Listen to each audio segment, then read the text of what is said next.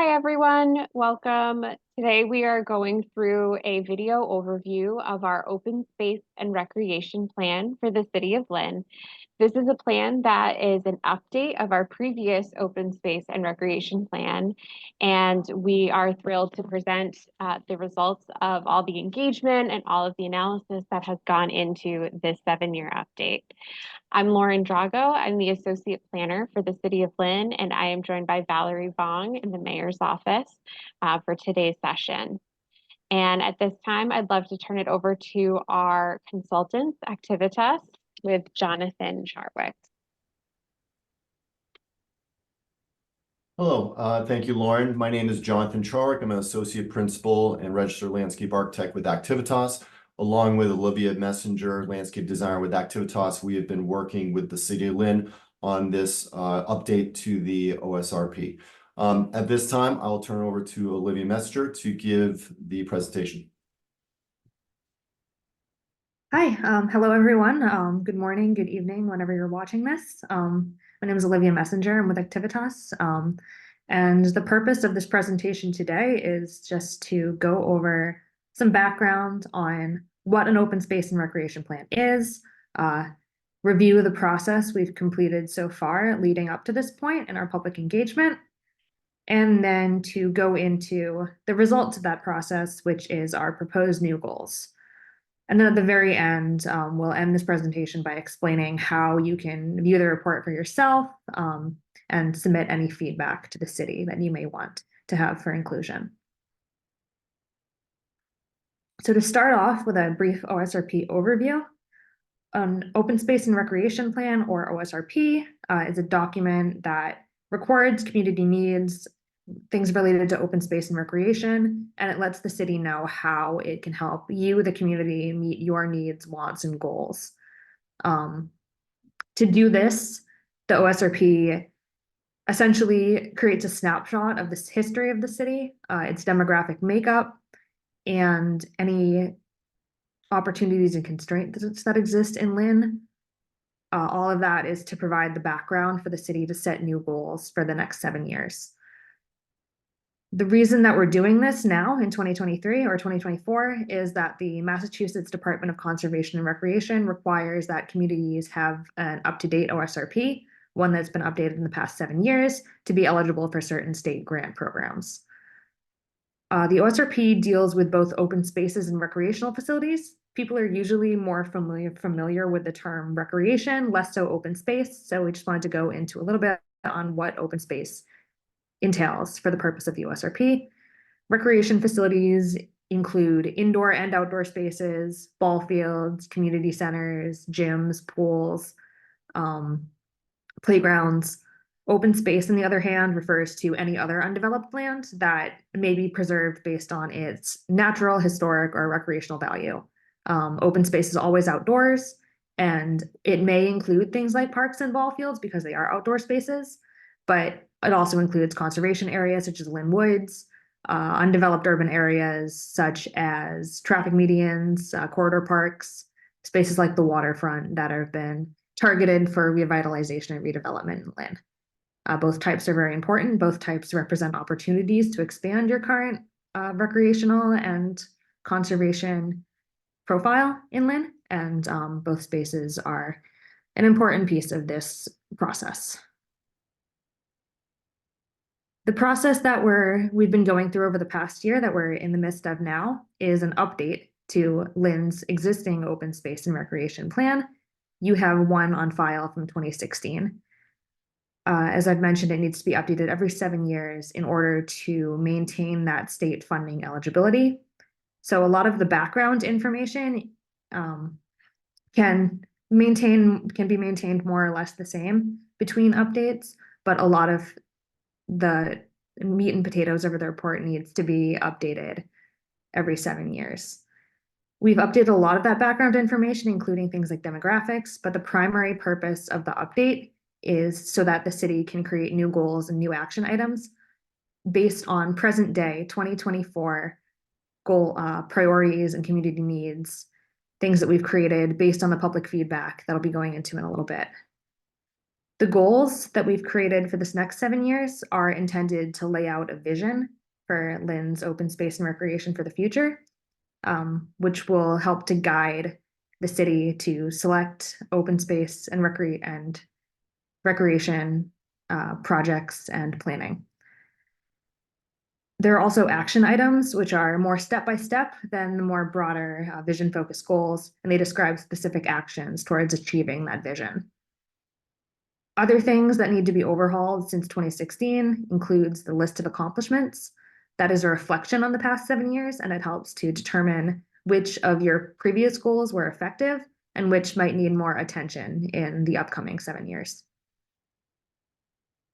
In addition, the OSRP has a component of a reference document, so it contains an inventory of open spaces like parks, recreational facilities, both public and private, but mostly focused on the public side. And that can be used to identify potential expansion opportunities, potential opportunities for investment and redevelopment. We're also creating from the engagement and from other sources like other planning documents that have been created by the city, a list of community priorities. These are priorities established by the community during community engagement sessions and include things like recreational priorities, recreational needs. They also include things like environmental needs and resource protection needs. From there, that also helps to identify opportunities to offer additional resources, programs that might be lacking, programs that might be underutilized, places that we can offer more different things for the community to enjoy. And finally, there's the ADA assessment of public recreational spaces, which identifies where the city can improve its facilities to bring them into compliance with the design standards of the Americans with Disabilities Act. So just to go through and remind everyone of the goals of the 2016 plan, these were created based on community priorities from 7 years ago. There were 9 goals that were created at that time, and they are to improve security and maintenance at all sites, improve and update existing recreational facilities, improve the overall appearance and character of the city, determine potential locations for new neighborhood and community-wide recreation sites, continue to provide access for elderly and disabled users, develop pedestrian-oriented circulation between open space and recreation areas, increase opportunities for water-based recreation, increase awareness and recreational use of historic sites and districts, and to maintain and improve opportunities for forest-based recreation. So for the 2023 update process, we wanted to reflect on these goals and use them as a starting point and compare the priorities that these express to Lynn's current needs and reflect on where there's been progress made, where there might still be some action items from these goals that still need to be addressed. So in order to do that, we started a pretty extensive public engagement process, started almost a year ago at the beginning of the summer in 2023. We started off with a community survey that was offered online just to identify some basic parks usage, program usage, some patterns and the needs that the community wanted to share with us at that time. During that surveying period, we also held a virtual public forum to have a more active discussion and to invite people to take that survey. After that, we had a table at the Lynn Side Out Street Fair, the second annual street fair, to continue some of those discussions in person and focus a little bit more on visioning, creating a vision for the future. We had some live activities, gave out some candy. We then pulled together a reflection on the priorities that were identified at those first 3 engagement opportunities, and we went before the Parks Commission and spoke to them. That was when we presented our first draft of our 8 new goals that we'll be talking about later in this presentation. Once the Parks Commission had expressed an initial support of the goals that we'd presented, we returned to the community with a second survey to confirm that the goals that we'd created, the draft goals, were a reflection of the priorities that we'd established so far, that we were on the right track, basically. And then based on that, we made some more revisions, and we are now ready to release the draft report for public feedback. And that period will be starting from this event on May 1st. I'm going to quickly go and run through some of the major takeaways from each of the events that I just went through. Starting with survey number 1, which was mostly focused on asking people to characterize their use of parks, use of recreational programs, and interaction with recreation services, and then to just provide some insights on what new amenities they might need or want. So the main priorities that came out of that first question asking which recreation services should be prioritized or expanded were maintenance of parks, with an overwhelming almost 75% of people who took the survey selected that Lynn should emphasize maintenance of parks over the next 7 years. And rules enforcement and quality and number of amenities followed after that. And here's another example of a question that was asked. Some of this feedback will inform the OSRP, and some of it is also feedback that can be wrapped into other work that they're planning for the future. The main priorities for new development or focus on existing amenities in the city were playgrounds, beaches and swimming areas, and then for recreational programs, looking at outdoor music and performances, fitness and wellness for adults, and community and cultural events. And all of these, the full results of the survey will be included with the draft report that's available to view online. We also hosted a virtual public forum during about a week before the conclusion of the survey period. That was for interaction. We had an interactive polling period, interactive games during this forum, and a live discussion. And it was mainly meant to be an invitation for people to take the survey. One of those games resulted in the word cloud that was on the screen right now.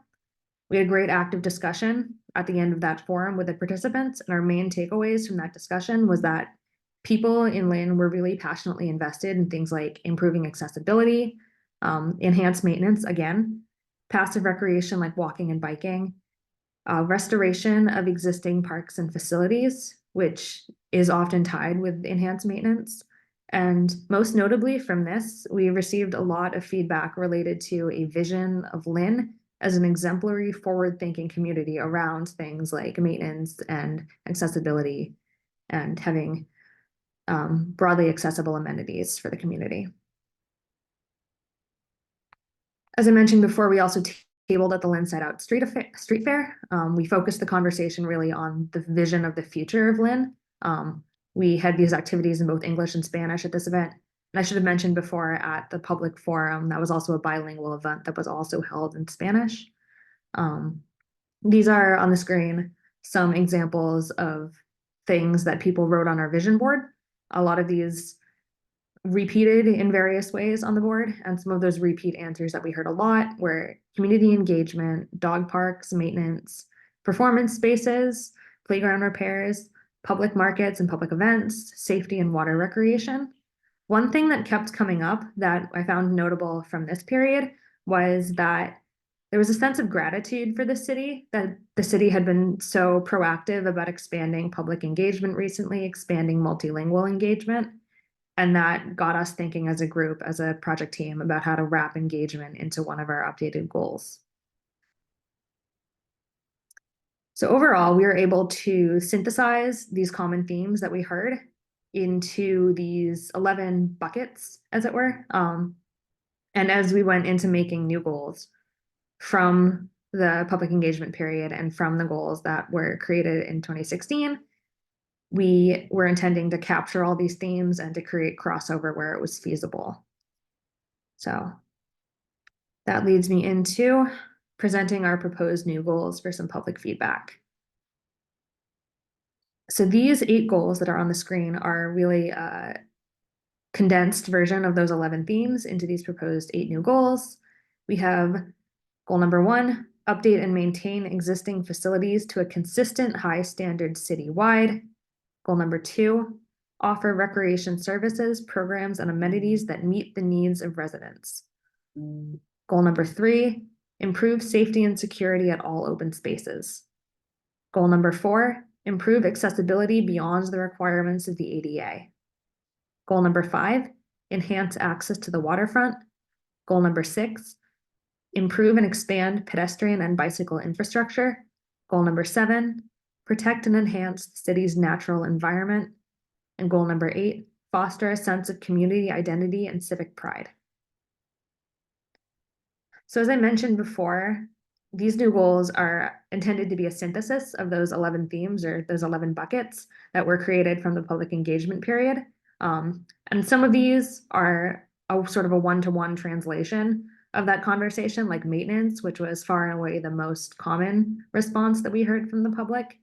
But a lot of them are intended to encompass many themes, and that was the intention, to create crossover so that everything is being reflected, at least in one of the goals.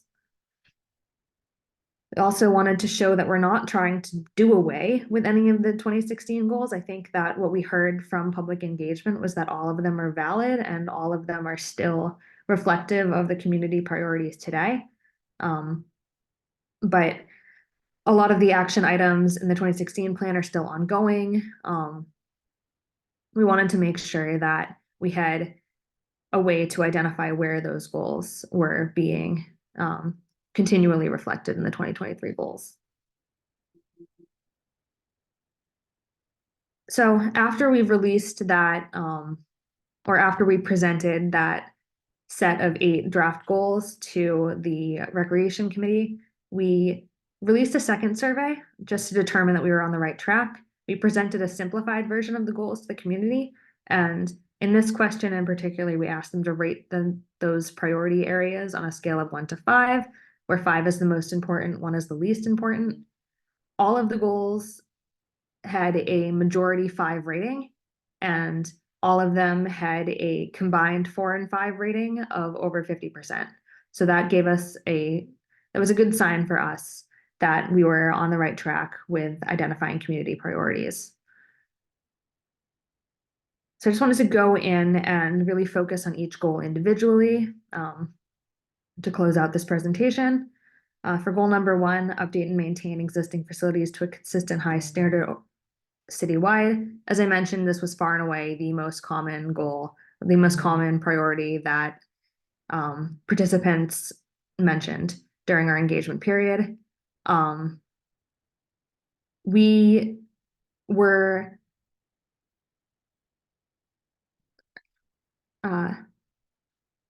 we went through the engagement period and we're able to identify some action items we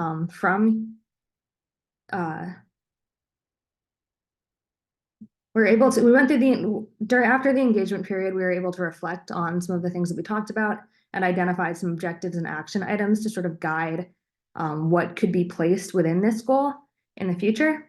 And the 3 bulleted action items on the right-hand side of the screen reflect, they're not necessarily at this point actionable processes that can be I'm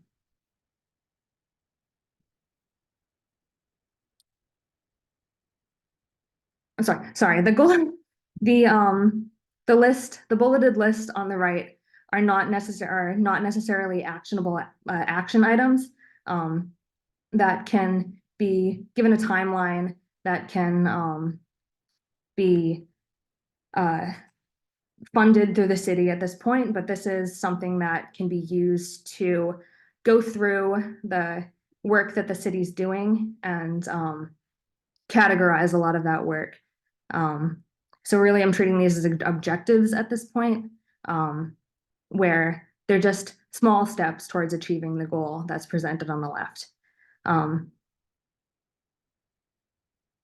So for goal number 1, some of those key concepts that we heard from public engagement were that the city should be focusing on things like maintenance, making updates to its existing portfolio of recreation facilities, and making repairs. For goal number 2, offer recreation services, programs, and amenities that meet the needs of residents. That goal is where we start to think about promoting more engagement with the city, promoting more multilingual engagement, creating equity in that space, and reaching out to the community more to receive feedback. A lot of that was just related to the enthusiasm that we heard from people as we were engaging with them during this process, that they were really grateful that the city was making such an effort to reach out in multiple languages and to incorporate a lot of that public engagement into a lot of the planning work that's going on right now. And so that's something that should really continue through this process, through the OSRP process, and through planning in the future. Goal number 3, improve safety and security at all open spaces. This is one of the holdovers from the last plan. In the previous plan, it had been combined with goal number 1 to improve security and maintenance. But we believed that based on the results of our public engagement, that both of those were important enough and should be emphasized enough that they should each have their own goal. So the key concepts for this one are to improve security, to improve safety, public health as well, and sanitation. Goal number 4 was really based on a lot of really enthusiastic support for improving accessibility that we received from the survey and from things like the public forum. Improve accessibility, not just to meet the requirements of the Americans with Disabilities Act, but to also improve accessibility beyond those requirements. This includes conversations like universal access, which is the idea that we can expand beyond physical disability to encompass multiple forms of disability and also to make spaces accessible to all ages. And I believe that this also falls in line with a lot of the work that Lynn is doing at its parks and playgrounds at this moment. Goal number 5 is to enhance access to the waterfront. This goal encompasses the harbor development that's ongoing. It also encompasses concepts related to water quality, which I know has been a hot button issue that we heard a lot about during our public engagement. And that's a large component of the OSRP report as well, is to continue to provide access to those really important amenities like the beaches. Goal number 6, to improve and expand pedestrian and bicycle infrastructure. This also, it ties back to a 2016 goal, and it also ties into a lot of the work that Lynn is doing at the moment to improve its downtown infrastructure, create connections to other greenways, other spaces around the North Shore, and a lot of the work that Lynn is doing related to introducing more complete streets and to making sidewalk improvements. Goal number 7, to protect and enhance the city's natural environment. As a lot of these processes continue, introducing sidewalk improvements, renovating parks, creating new spaces around the waterfront, there's going to be a lot of ability to use those spaces to respond to things like climate change, increased probability of extreme storms, things like that. There's also been a new focus, especially as the Linwood's Reservation has been protected with a conservation restriction on conservation of those spaces. Lynn has also been investing in its street tree infrastructure. And so that can also be wrapped into this goal as well, and how those ongoing projects can be worked into other parks and other projects that might come down the line in the future. And then finally, goal 8. This is really a new goal that is intended to help the OSRP fit into context with the vision goals that were created in the city by things like the Community Master Plan, which is a recent development in Lynn. And it's really just to help people feel connected to their public spaces Key concepts from this one include a sense of heritage and history within the city, beautification, a sense of stewardship of public spaces and neighborhoods especially, and just helping the OSRP to tie back into that community vision. So those were our 8 goals. Just wanted to touch briefly before we talk about how you can submit feedback on those 8 goals on the next steps, where we are in the full overall process for the OSRP. This presentation marks the start of our public comment period, shown the bold dot here at the bottom of the screen. Our public comment period starts on May 1st and will run until May 17th. From there, all of the feedback that's collected during that public comment period will be incorporated into the updated report, and we will be republishing that report and presenting it to city boards and committees throughout the summer, starting on June 4th with the Recreation Committee, to ask them for a letter of support and any final comments that they might have for inclusion. The final report, incorporating all those comments, incorporating the public feedback, will then be submitted to the Massachusetts Department of Conservation and Recreation. And then once the city has conditional approval, the city will be eligible to apply for those state funding for conservation and recreation projects. And so with that, I will be turning it back over to Lauren for instructions on how to view the document and submit comments. Thank you so much, Olivia. So as you heard, there's a lot happening with open space and recreation planning in the city right now. And I just want to thank everyone in the community who's already participated. Your insights, the emphasis on both maintenance and really strong access to all of our parks and open spaces, we heard loud and clear, and it will help us to have this in this report as we work to apply for grants, push projects forward, continue our planning efforts to deliver the best open space and recreation opportunities we can for Lynners. So if you're interested in reading the rest of the report, you can find the full report in English and a quick summary in English and Spanish on our website, lynincommon.com/open-space. You can also use the QR code that appears on your screen right now.